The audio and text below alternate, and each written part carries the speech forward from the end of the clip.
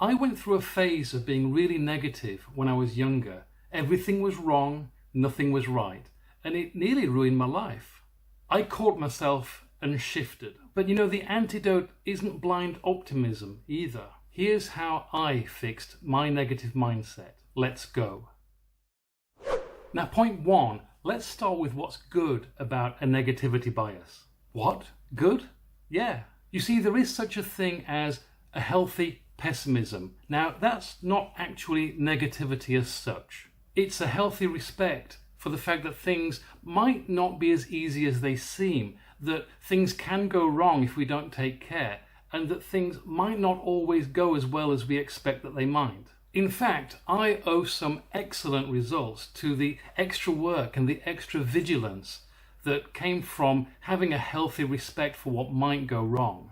By the way, I have to apologize, I'm recording this on a really hot day. But point two, an excessive focus on what can go wrong can disintegrate in having a negative focus, at looking at the world through a narrow telescope of negativity. Especially if we think we're going to get some bad outcomes and then we do get some bad outcomes, where you're constantly expecting the worst and you fulfill your own prophecies. Because, point three, we see more of what we look for. So if you're conditioned to look for the negative in everything, you'll see the negative in everything. It's like if you're looking for a certain kind of car, then all of a sudden it seems like every other car on the road is that car. So the first action point is not to lose that healthy respect for what could go wrong, because that can serve you, but to condition yourself to look for the positives in life and appreciating what you have achieved rather than obsessing over what you haven't. Some people talk about this as seeing the glass half full rather than seeing the glass half empty. And on that, I've got a joke for you. The optimist says the glass is half full. The pessimist says the glass is half empty. The engineer says the glass is twice as big as it needed to be. Now, if you're enjoying this video so far, do give it a thumbs up and don't forget to subscribe to the channel and click the notifications bell so that you'll get notified when more content like this arrives. Now, point four is to correct your perspective.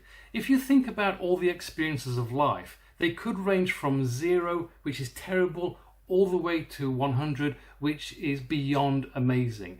And the truth of the matter is that 98% of our life's experiences will exist within that narrow band in the middle between 49 and 51. But we polarize, which means whatever's at 49, we experience it as if it's 0, and whatever's 51, we experience it as if it's 100. It's like movies. Most movies are in that 49 to 51 range, but the movies at 49, they're terrible. Those at 51 are beyond amazing. So the second action point is to catch yourself when you're polarizing your experience and put it back into that 49 to 51 box. Now, point five is to tell yourself the truth about where you are relative to your goals. You see, we can fall for a blind optimism where we just assume everything will turn out and we don't have to take any particular care. And there's also a delusional positivity, where we tell ourselves everything is wonderful when it actually isn't.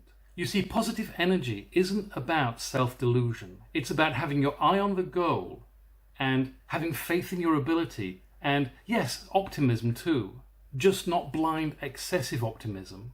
But mostly it's about having the habit of taking the most positive action available at every juncture and taking it with energy and enthusiasm. It's about not being defeated by setbacks. It's about positive navigation towards that goal. And you can't navigate well if you're not being truthful about where you are relative to the goal. Think of it like sports.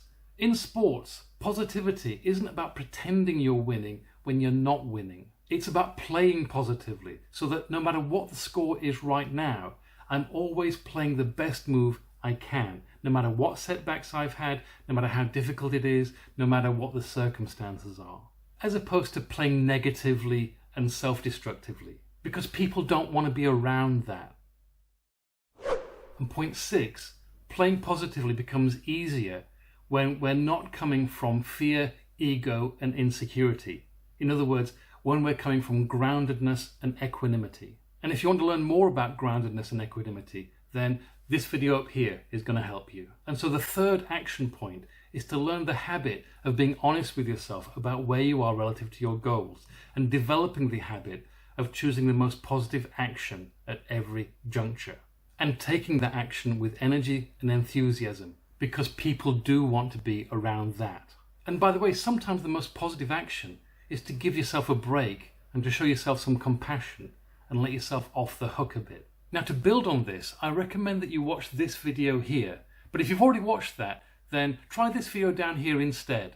This is Steve wishing you health and happiness, and I'll see you next week.